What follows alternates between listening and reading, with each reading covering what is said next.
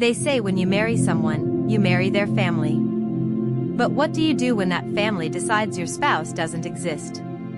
Or worse, when they decide to destroy them? Today's story isn't just about a meddling mother-in-law.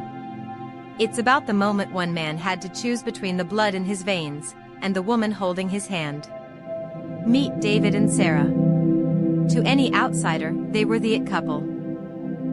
David, a successful architect with a heart of gold, and Sarah, a brilliant kindergarten teacher who could make anyone feel like the most important person in the room. They had been married for 3 years, and for the most part, it was bliss. But there was a shadow over their marriage, a shadow cast by the prestigious, tightly knit Miller family. David's mother, Evelyn, was the matriarch of the local high society. To Evelyn, image was everything. And to her, Sarah was fine for now. I just want them to like me, David. Not because I need their approval, but because I love you. David would always squeeze her hand and say, "They'll come around, honey.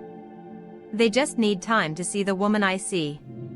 But time wasn't helping. Every holiday, every Sunday brunch, Sarah was treated like a guest who had overstayed her welcome. She was left out of family photos. She was ignored in conversations about the family legacy. It was 1,000 tiny paper cuts, and David, caught in the middle, chose to believe it was just family quirks. He didn't realize that a paper cut, if repeated enough times, can make a relationship bleed out.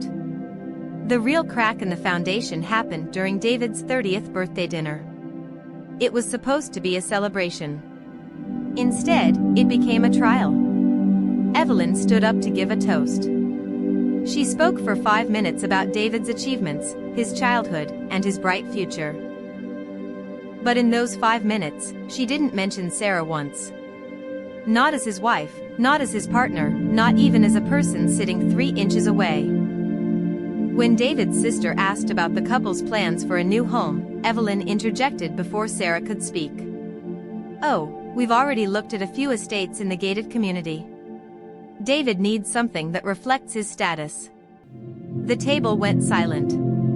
Sarah's fork hit the plate with a sharp clink. David laughed it off, trying to break the tension. But as Sarah looked at him, she realized something terrifying. He wasn't defending her. He was disappearing. The weeks following the dinner were cold. Sarah tried to talk to David, but he grew defensive. "My mom is just old school, Sarah. Don't make this a thing." But it was a thing. And it was about to get much worse. Sarah started noticing strange things. An invitation to a cousin's wedding arrived in the mail, addressed only to David. Then, she overheard a phone call. David was in the study, his voice low. "Mom, I can't just show up without her. It looks bad. Now, I know you don't like her tone lately, but... Okay, I'll think about it." He'll think about it? Sarah felt her heart drop. What happened to in sickness and in health? A few days later, a family emergency called David away to his parents' house for the weekend. He told Sarah to stay home and rest. But something felt wrong. A gut feeling, that internal compass that tells us when we're being lied to, started screaming. Sarah decided to drive over. Not to cause a scene, but to offer help. Maybe if she showed up during a crisis, they'd finally see her value. When she arrived, the driveway was full of cars. This wasn't an emergency. It was a party. A legacy gala for the local museum, and there, standing next to David, was a woman Sarah didn't recognize. A woman Evelyn was introducing to everyone as the one we always hoped David would settle down with. Sarah stood in the shadows of the hallway, watching her husband laugh. He looked comfortable. He looked unburdened. But then, David looked up. His eyes met Sarah's across the crowded room. The color drained from his face.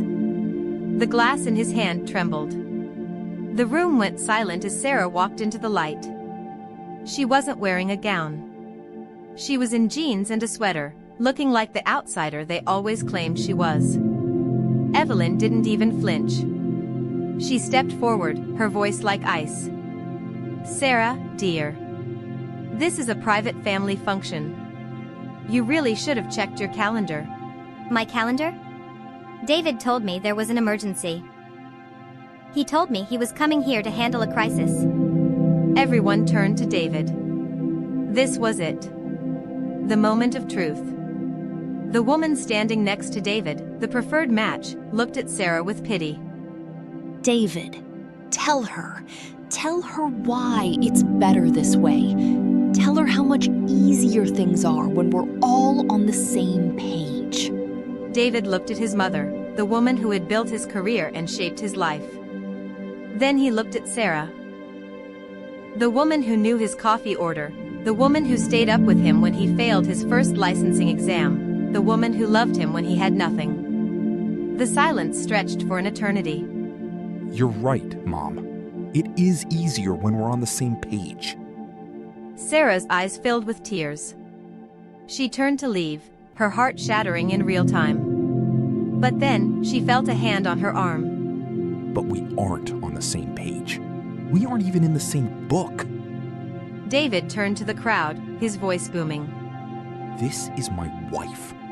If she isn't welcome at this table, then I don't have a seat here either. You've spent 3 years trying to edit her out of my life, but you forgot one thing. She is my life. Evelyn gasped, David, don't be dramatic.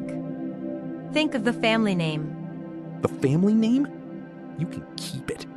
Because from now on, the only family I care about is the one I'm building with her. They walked out together. No shouting, no grand gestures, just the sound of two people choosing each other in a world that tried to pull them apart. It wasn't easy. For months, David's family tried to cut him off financially. They sent nasty emails, they told lies to mutual friends. But for the first time in his life, David felt free. He and Sarah moved to a different city. They started small. No mansions, no status, just a quiet apartment and a marriage that was finally breathing. Sarah realized that respect isn't something you beg for. It's a boundary you set. And David realized that being a good son should never come at the cost of being a good husband. Years later, they received a letter from Evelyn. She was lonely. She wanted to meet. David sat down with Sarah and asked, "What do you think?" Sarah smiled. "We can meet her. But only if she understands. The door to our home only opens if she respects the woman inside it." The lesson here is simple but profound. Your marriage is a fortress. If you let your family pick at the stones of that fortress, eventually, the whole thing will come crashing down. When you say "I do," you are creating a new primary circle. Your parents move to the outer ring. If you don't protect your partner from the disrespect of your own blood, you aren't just being a peacekeeper, you're being an accomplice. Choose your partner. Every day. Especially when it's hard. If you were in Sarah's shoes, would you have given David a second chance after he lied about the emergency? And for the husbands watching, have you ever had to stand up to your parents for your wife? Let me know in the comments. I read every single one.